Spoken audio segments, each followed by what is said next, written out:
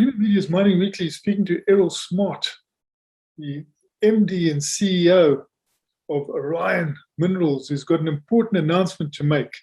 Tell us about this, please, Errol. Good to speak to you again.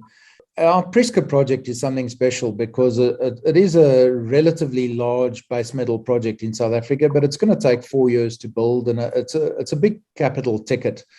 And over the last while, we've been taking a lot of investors and financiers to site. And people look at our open pit that we've planned to mine in 13 years' time, which is very high grade because it's a 1.9% open pit. And they say, why don't you mine this up front? And it was always a catch-22. When we started our bankable feasibility study, obviously the copper prices were a lot lower. You were looking at copper prices of 6,000 a ton, 6,000 US a ton. Last week, we touched on 10,000 a ton. So the world has changed. And there's one thing about copper, it seems to be the one certain thing for the medium long-term future. So we do need to start looking through different eyes at projects. Now, our open pit study was always planned to be mined at 100,000 ton a month in year 13. But we've actually got mills on order. We've paid deposits to Eskom for power connections and all sorts of things. And we start asking ourselves, but why don't we just look at getting early production? And it was always about, it's just not enough tons. The sulfide tonnage there is about 1.1 million tons in the open pit that's JORC compliant at the moment. And we can only really speak about the JORC compliant stuff and do financial projections on JORC compliant economics. But we do know that there's a lot of oxide copper there as well. We haven't estimated it yet because it's got different geostatistics involved. But the intention was always when we mine the oxides, we'll stockpile them separately just to get to the sulfides, and then we'll mine the sulfides. So that's one immediate additional source of ore that may come into play. But we've been looking more and more at these pillars. And these pillars are like quite an interesting, attractive thing because it's a pre-developed mine. You've got all these ramps and declines that you could drive trucks into, and you could haul ore out to surface. And there's ore sitting in these pillars. And we know that Anglovaal, when they did their mine planning, they allowed for 20% of their ore to be left behind as pillars for stability purposes. But we're going to be mining with pasted backfill. So we're going to take our waste, our tailings, mix it with cement and pump it back into the hole, into the voids. And basically you create a support matrix, which then means that you can actually extract these pillars. So, you know, on the back of a matchbox, a person says to yourself, if they've already mined 46 million tons, how much is actually remaining that we can extract? Is there potential there to give us another year or two of mining at 1.2 million tons per annum? And obviously, we've got the benefit of being able to use the historic Anglovaal data for management expectation. But we can't report that to market until we've done verification to JORC standard of the JORC resources. So we've got to do some infill drilling, and we've got to do twin drilling, and then we'll be able to stake resources on those pillars, and then very quickly we'll be able to take it to reserve. Now, those people that have followed Orion's story over the years, many people ask, how was it that we moved so quickly from acquisition to reserve with this project in the past? It was because we could rely on the Anglovaal data and results. They're very high quality, high credibility exploration results. Their mining engineering and their surveying stuff was superb. So we can rely on it. What we've got to do is a lot of verification work to state it for modern stock exchange standards. And that's what we're busy doing now.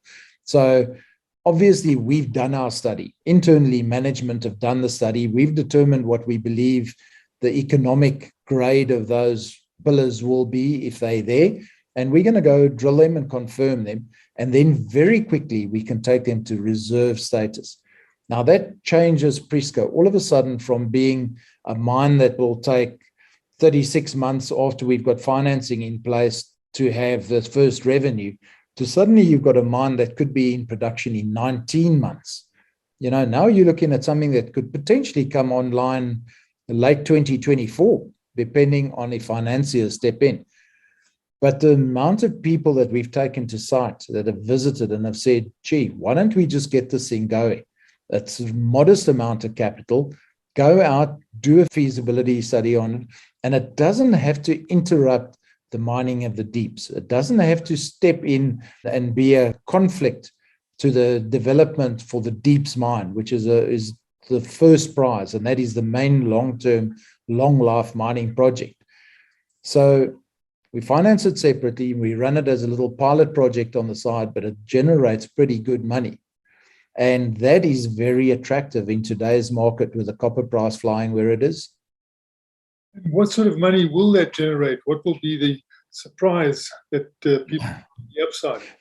Yeah, Martin, I'd love to tell you that, but unfortunately the ASX and the JORC tells me that I can't do that yet.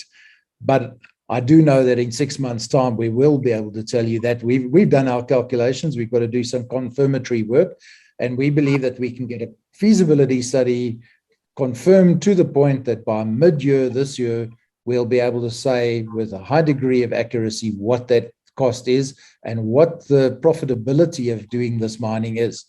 And we quite pump it up about it. I must say my management team come back in 2022 and there's a spring in the step again. Everybody's getting going. And it's nice to see that. You know, it feels like what we were doing in 2018 when everything was running at high pace. We're getting back into that mode again. And if you at mid-year decide this is on now, are you funded to immediately go ahead? No, look, we would have to take additional funding in, but this has been driven by investors that have said, if you can come up with numbers that look like this, we'll more than likely be there. So we've got a great deal of confidence that there's interest in a project of this scale and this size and to get it going. So that's why we're doing it. It's not just a case of doing it, we're fast-tracking it. And if everything is positive, 19 months later, you'll be producing your first copper and zinc. That's right. And cash is king. You know, in this industry, cash flow is very important. And we want to be bosses of our own destiny over there. And as soon as we can get cash flow, it's a lot better. And, you know, the ability to start training your labor force by commissioning a plant early on a more modest scale, starting underground mining on pillars, but using the same machines and the same equipment and doing backfilling, commissioning your plants and equipment. It's nice to do all of that over a period of time while we're dewatering the deeps mine and getting the deeps mine prepared, so that when we want to hit the deeps mine, we hit the ground running. Then we're skilled, well-oiled machine at that point. And there's a big benefit in doing that. And the sooner we can get moving on the ground, you know, for our communities, for the supply chain, it's important for South Africa. We'd like to get that moving as soon as possible. And this brings an opportunity to just get it going a lot earlier. What year will you likely start if this all goes well? And then how long after that do you have the benefit of the deeps and mining the deeps? Martin, that's got to be confirmed by the feasibility studies. But let's say that we have finished our feasibility study by mid-year this year and that we've got financiers lined up to do it. The actual pre-mining, pre-stripping and plant construction could start immediately. Remember, Prieska is a fully licensed mine. This mine is ready to go. We've got all the permitting in place. We're ready to go. We've got the water use licenses. We have got the permission to mine open pit mining there. So there's no permissioning required. So we could immediately get going.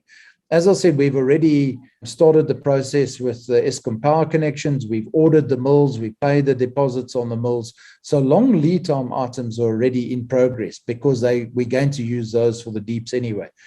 But let's say that we get going mid this year. We should be in production early 2025.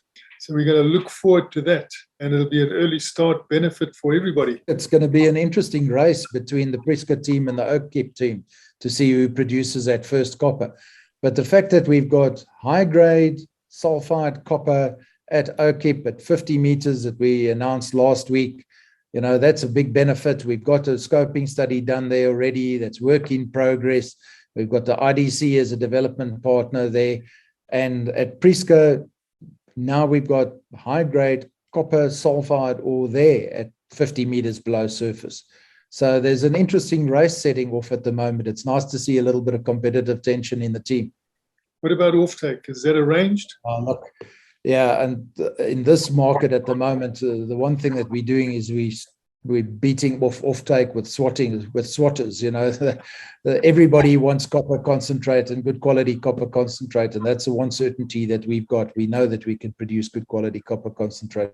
So yeah, there's quite a number of people that we speak into, and of course we're also having some interesting discussions about streaming arrangements, because if you go back to our announcements when we were drilling the open pit, we drilled some very high grade gold and silver when we were drilling that open pit.